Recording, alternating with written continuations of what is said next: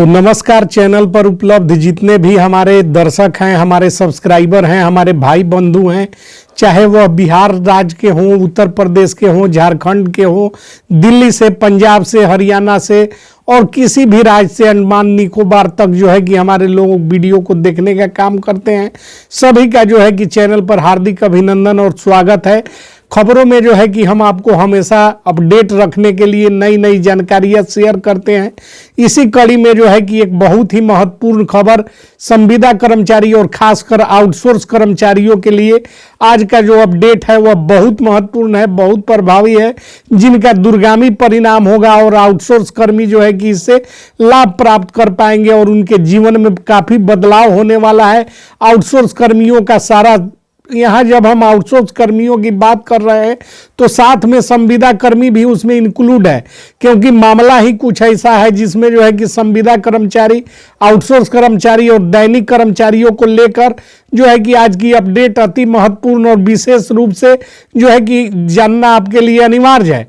खबरों को शुरू करें उससे पहले जो है कि एक दो अपडेट हैं जो कि लेटेस्ट अपडेट है, जिनके बारे में आपको जानकारी दे देते हैं। थोड़ा सा समय लगेगा और जो है कि उसके बाद मुख्य अपडेट पर हम आएंगे और आपको सारी जानकारी मुहैया कराएंगे। तो सबसे पहले जो हमने वीडियो बनाया था और आपको जानकारी दी थी कि ग्राम कचहरी सचिव और न्याय मित्रों की बहाली की प्रक्रिया ऑनलाइन शुरू हो रही है, जिसके लिए हमने कुछ तिथि भी बताया था। उस तिथि का नए सिरे से जो है कि बदलाव किया गया है और 7/1/2025 को आनंद शर्मा निदेशक पंचायती राज डिपार्टमेंट ने जो है कि उस तिथि में बदलाव करते हुए जो है कि नई तिथि और समय सारणी निर्धारित कर दी है। उसके बारे में कमेंट्स भी आए थे कि सर बताया जाए ग्राम कचहरी सचिवों का जो ऑनलाइन आवेदन होगा उसका वेबसाइट कहाँ है। तो इसमें आपको अपडेट कर दे कि ग्राम कचहरी सचिव न्याय मित्र के रिक्त पदों पर अभ्यर्थियों के द्वारा दिनांक 15/1/2025 से 29/1/2025 तक आवेदन किया जाना है। यानी कि नई तिथि के अनुसार 15 जनवरी से लेकर 29 जनवरी तक आवेदन ऑनलाइन किए जाएंगे, जिसमें ग्राम कचहरी सचिव और न्याय मित्र के अभ्यर्थी रिक्त पदों पर अपना आवेदन कर पाएंगे। वहीं जो है कि आवेदन पत्रों की समीक्षा 30/1 से 7/2/25 तक और तमाम कार्यक्रम निर्धारित किए गए हैं। मेधा सूची का प्रदर्शित करना 15/2 से लेकर 1/3 तक और जो है कि उस पर आपत्तियों का निराकरण करना 3/3/2025 से 10/3/2025 तक और नियोजन पत्र निर्गत करने की तिथि 11/3/2025 से 18/3/2025 तक।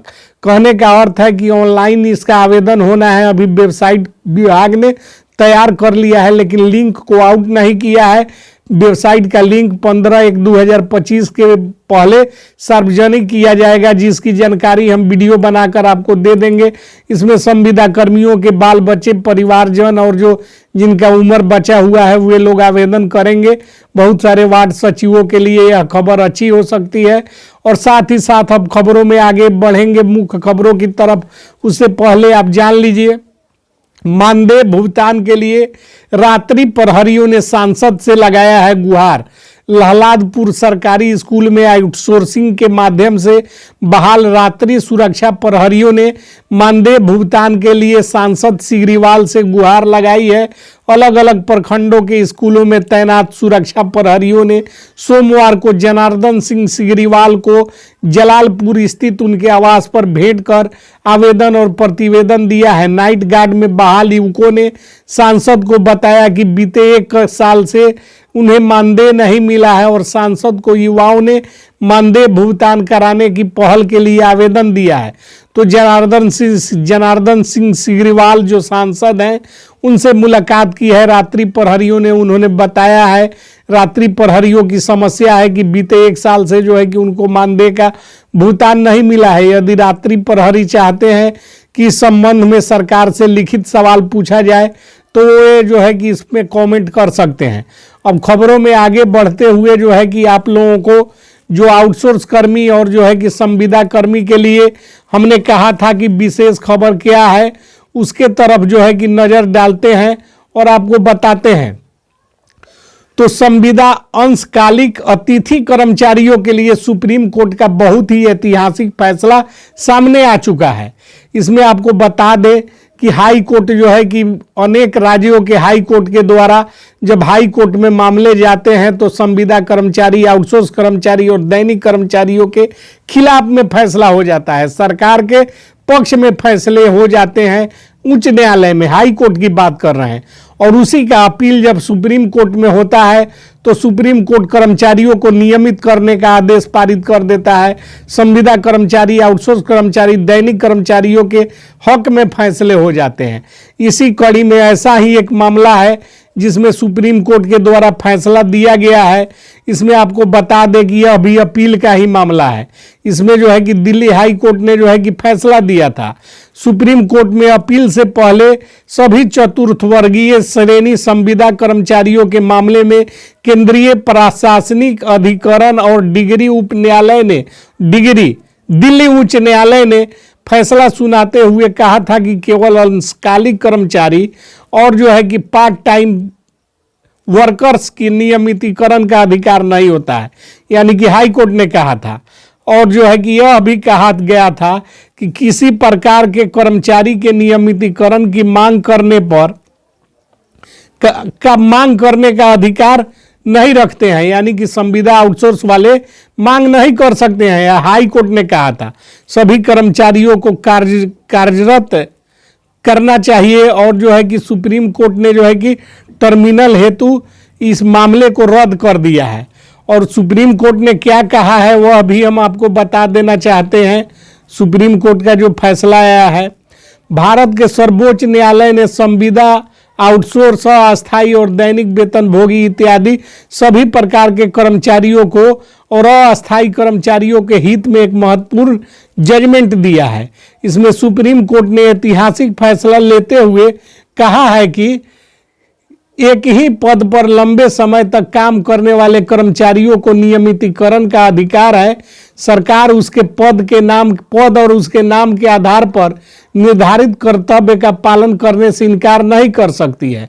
सरकार को अस्थिर रोजगार व्यवस्थाओं का संचालन नहीं करना चाहिए। भारत के सर्वोच्च न्यायालय में संविदा, अंशकालिक इत्यादि सभी प्रकार के अस्थायी कर्मचारियों से संबंधित मामले का फैसला 20 दिसंबर 2024 को ही यह फैसला सुनाया गया।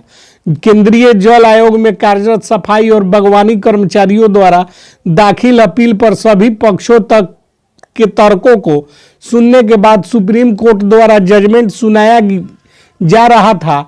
न्यायमूर्ति विक्रमनाथ और पीबी वर्ले की पीठ ने कहा कि सरकार देश के सबसे बड़े नियोक्ताओं में से एक है, उसे प्राइवेट सेक्टर के तरह अस्थायी रोजगार की व्यवस्थाओं का संचालन नहीं करना चाहिए। सरकार अस्थायी रोजगार व्यवस्थाओं के खिलाफ भूमिका निभाए। जीआई इकोनॉमी के कारण प्राइवेट सेक्टर अपनी जिम्मेदारियों से भाग रहा है, परंतु सरकार उसका अनुसरण नहीं कर सकती।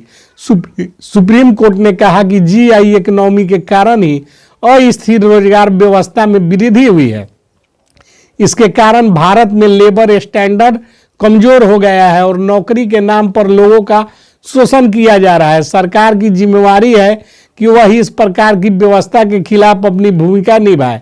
न्यायमूर्ति विक्रमनाथ ने अपने फैसले में लिखा है कि सार्वजनिक क्षेत्र की संस्थाओं द्वारा सार्वजनिक कर्मचारियों की नियुक्ति और श्रम कानूनों के खिलाफ उनका शोषण करना चिंता पैदा करता है। अदालतों के लिए सुप्रीम कोर्ट की एडवाइजरी भी जारी हुई है। अक्सर जो है कि उच्च न्यायालय विपक्ष में फैसला दे देते हैं, इसमें जो है कि अदालतों के लिए सुप्रीम कोर्ट की एडवाइजरी जारी हुई है, जिसमें जो है कि सुप्रीम कोर्ट ने कहा है कि न्यायालय को भी रोजगार की वास्तविकता को देखना चाहिए। मामलों के सुनवाई के दौरान दीर्घकालिक सेवा, अपरिहार्य कर्तव्य और अवैध पर ध्यान देना चाहिए। बड़े सरकारी संस्थानों में कर्मचारियों के प्रति जिम्मेदारी से बचने के लिए संस्थान को मुनाफा में दिखाने के लिए कर्मचारियों पर दबाव बनाए रखने के लिए अस्थायी कर्मचारी अथवा किसी ठेकेदार के माध्यम से आउटसोर्स कर्मचारी को नियुक्ति करने की प्रक्रिया अपनाई गई है। सुप्रीम कोर्ट का यह फैसला रेखांकित करता है कि कर्मचारियों को दिए गए लेबल संविदा, अंशकालिक, दैनिक वेतन भोगी, अस्थायी इत्यादि को जो नहीं बल्कि उन्हें किए जा रहे कामों के प्रति ध्यान देना चाहिए। सुप्रीम कोर्ट ने अपने फैसले में अमेरिका की कोर्ट ऑफ अपील्स के मामले जिन बीजकैनी बनाम माइक्रोसॉफ्ट कॉरपोरेशन का संदर्भ दिया। सुप्रीम कोर्ट ने अपने फैसले में यह भी कहा कि भारत अंतर्राष्ट्रीय श्रम संगठन के संस्थापक सदस्यों में से एक देश है।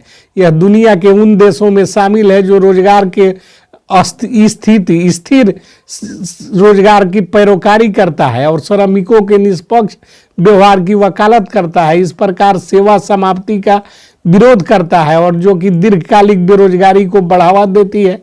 जब कर्मचारियों की भूमिका विभागीय अथवा संगठन के काम करने में अनिवार्य हो जाती है, उसे अस्थायी आधार पर काम पर रखना अंतर्राष्ट्रीय श्रम मानकों का उल्लंघन है।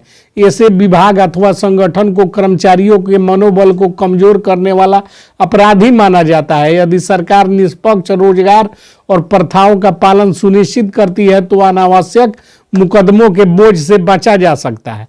यानी कि सुप्रीम कोर्ट के जो जज हैं उन्होंने अपने फैसले में जो है कि पूरी जजमेंट को बड़े विस्तार पूर्वक लिखते हुए जो अस्थायी कर्मी है, आउटसोर्स कर्मी है, दैनिक कर्मी है, उसके बारे में पूरा डिटेल और रूटीन चार्ट बना दिए हैं कि किस तरह से उनके साथ सरकार को व्यवहार करना है और न्यायालय को कैसे फैसला देना है।